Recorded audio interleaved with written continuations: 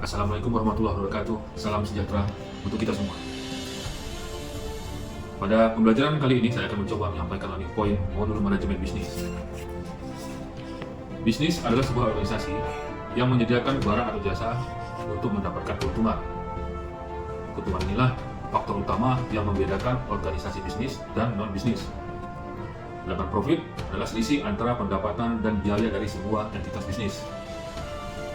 Trade-off dari pemilik bisnis atas uang dan waktu yang dikeluarkan tercermin dalam profit. Permintaan dalam ekonomi pasar adalah kemauan dan kemampuan pembeli untuk membeli produk, sedangkan penawaran adalah kemauan dan kemampuan produsen untuk menawarkan barang atau jasa untuk dijual. Sumber daya organisasi bisnis adalah itu sumber daya manusia, merupakan talent manajerial dan tenaga kerja. Kemudian sumber keuangan, yaitu investasi modal untuk mendukung operasi yang sedang berlangsung dan jangka panjang. Ketiga adalah aset fisik, berupa bahan baku, kantor, dan fasilitas produksi dan peralatan. Terakhir adalah informasi, yaitu data yang dapat digunakan. Tujuan dasar manajemen adalah efisiensi dan efektif, di mana efisiensi adalah menggunakan sumber daya dengan bijak dan dengan cara yang hemat biaya, dan efektif adalah membuat keputusan yang tepat dan berhasil menerapkannya. Proses manajemen ada 4, yaitu planning and decision making, organizing, leading, dan terakhir adalah controlling.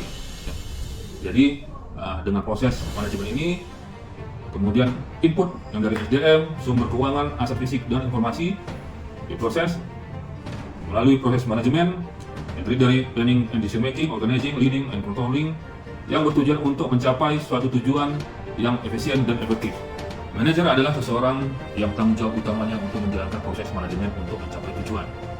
Seseorang yang melakukan fungsi planning, organizing, leading, dan controlling atas SDM, sumber keuangan, aset fisik, dan informasi. Sedangkan tipe-tipe manajer berdasarkan level adalah top managers, middle managers, dan first line managers.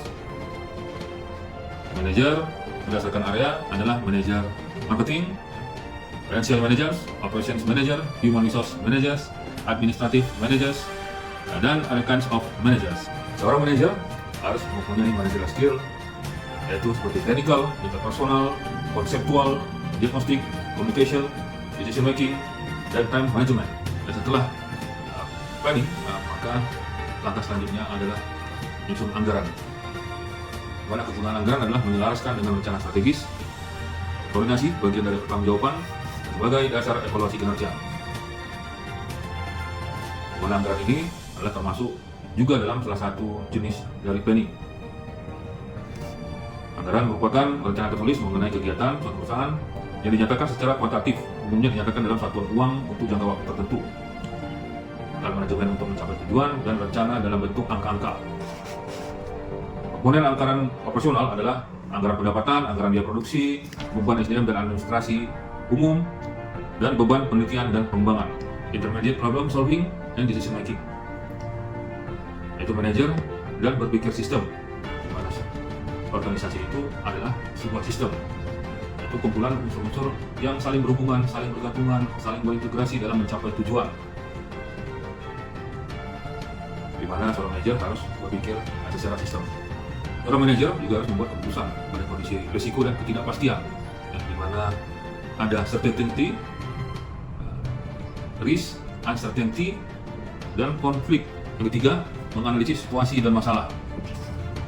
Seorang manajer harus mampu memahami fenomena situasi yang terjadi, merumuskan permasalahannya yang perlu segera ditangani, kemudian merumuskan hal-hal yang berpengaruh terhadap fenomena tersebut, dan menetapkan prioritas masalah-masalah mana yang harus didahulukan. Yang keempat adalah tools untuk analisis, yaitu hazard analysis. Hazard and operability analysis adalah suatu analisis yang sistematis terhadap perencanaan atau operasional, baik terhadap peralatan maupun manusia, dan atau pula untuk tindakan efisiensi operasional. Kemudian ada business impact analysis, digunakan untuk menentukan tingkat kegawatan dan jangka waktu pemulihan dari proses dan sumber daya yang diperlukan untuk kelangsungan pencapaian sasaran perusahaan setelah terjadinya suatu peristiwa berisiko.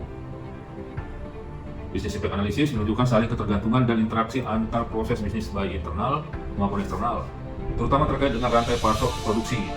Kemudian ada pendekatan dinamika sistem dalam analisis keputusan dengan influence diagram. Jadi demikian pembelajaran modul kita kali ini. Terima kasih.